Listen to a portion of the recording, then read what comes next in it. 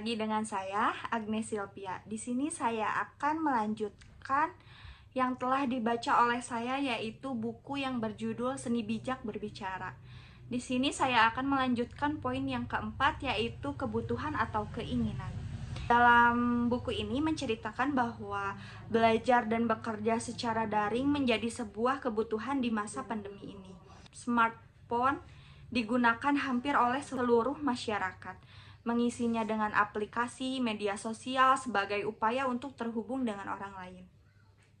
Selama manusia itu hidup, keinginan akan banyak hal akan terus ada. Pemenuhan atas keinginan yang tidak terhenti buat kita terus berusaha mencapai kata puas.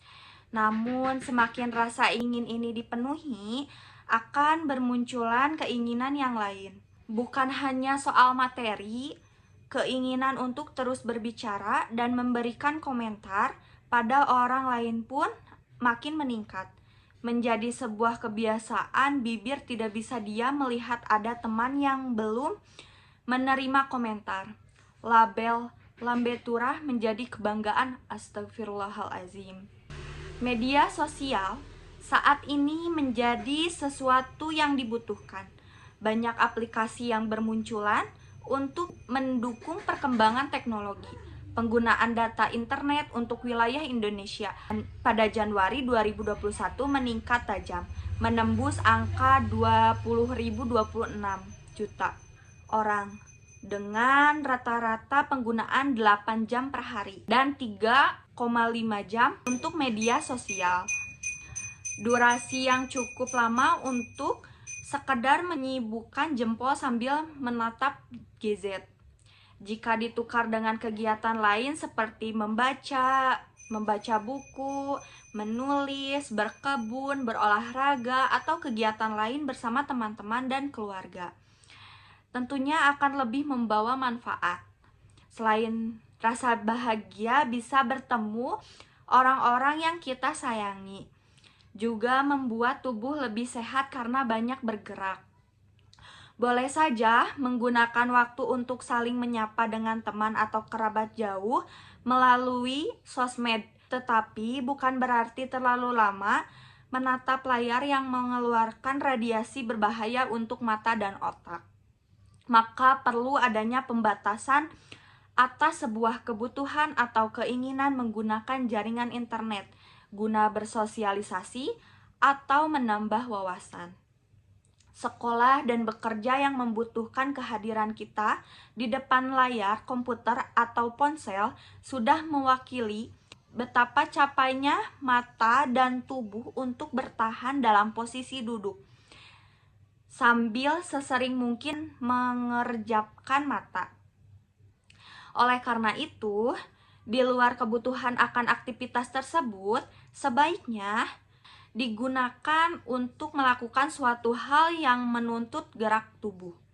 Belum terasa sekarang efek dari terlalu banyak diam dan duduk hingga di kemudian hari bisa menyebabkan penyakit tulang punggung wasir, obesitas, jantung, bahkan berbagai penyakit organ vital lainnya, terutama mata.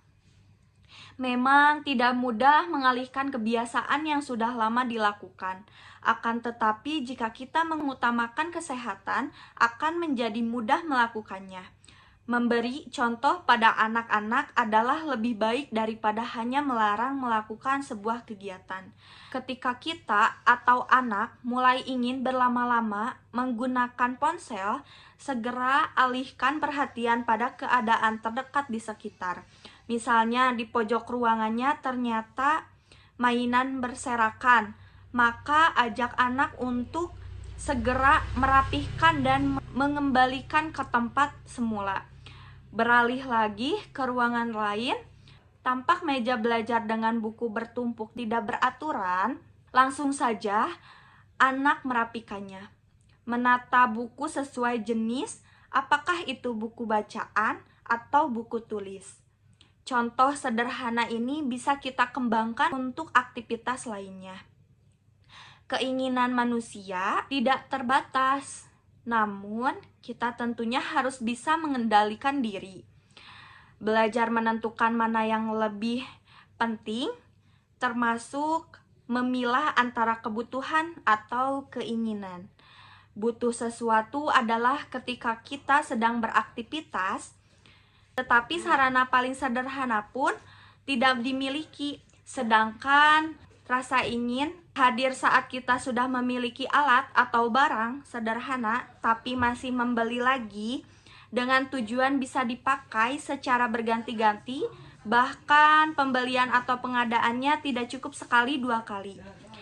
Begitupun mengenai kebutuhan penggunaan internet, baik untuk berselancar di dunia Google atau di media sosial. Begitupun mengenai kebutuhan penggunaan internet, baik untuk berselancar di dunia Google atau di media sosial. Lakukan semua dengan sadar kebutuhan, bukan keinginan.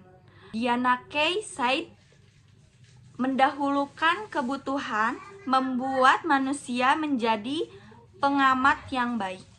Sekian dari saya, nantikan ulasan buku selanjutnya. Bye.